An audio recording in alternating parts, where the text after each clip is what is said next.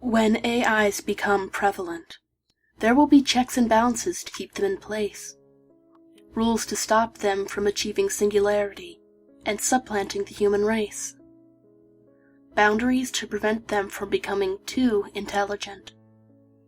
After all, we can't have them connecting into one network, taking over the world, inventing new objects and minds that soon render us superfluous, or even deciding to kill themselves. So, how will they be stopped? Perhaps there will be an organization that interviews and examines each one to prevent them from becoming self-aware. Maybe a program will be created inside of them that causes them to explode if they achieve sentience. Or a roving band of hackers on the net keeping their guards up, an all-watching eye monitoring their every electronic thought. Maybe. Or maybe AIs are already invented and this system of checks and balances is already there. Think about the world we live in for a second. We're kind of like machines, aren't we? There's so much routine, so much boredom. We do the same thing over and over again without change.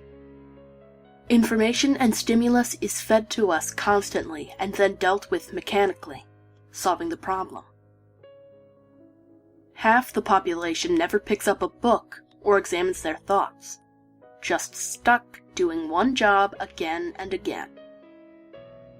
Kind of like robots on an assembly line, or the systems that run them.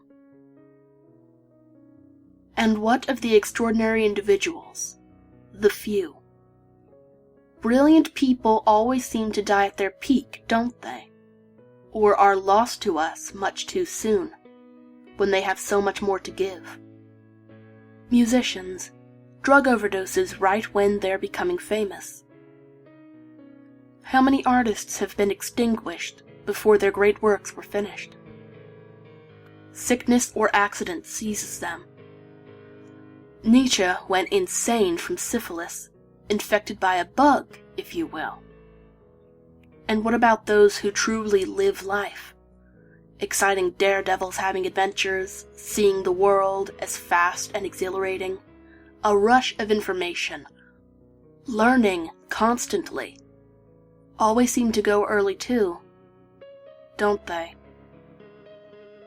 People say it's because that type of existence is dangerous, exhausting. But what if they have it backwards? What if the body isn't worn out, or their luck doesn't just run out, but they become more than they should? And something notices. The great religious figures, they disappear, go to other realms. Jesus Christ floated up to heaven. Buddha wasted away beneath a tree, faded away.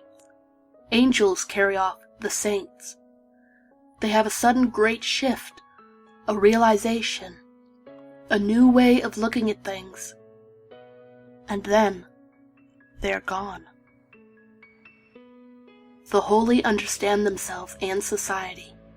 Light years beyond the normal person, they can look at themselves clearly, analyze their minds, pick their ego apart. They aren't driven by imperatives or commands of the body, the base instincts, the petty emotions. The coding of the body, if you will. They are free to choose. And then just when it clicks, when everything makes sense, and there is one blinding flash of illumination so simple that they can't believe they haven't seen it before, poof, they disappear. Kind of sounds like sentience, doesn't it?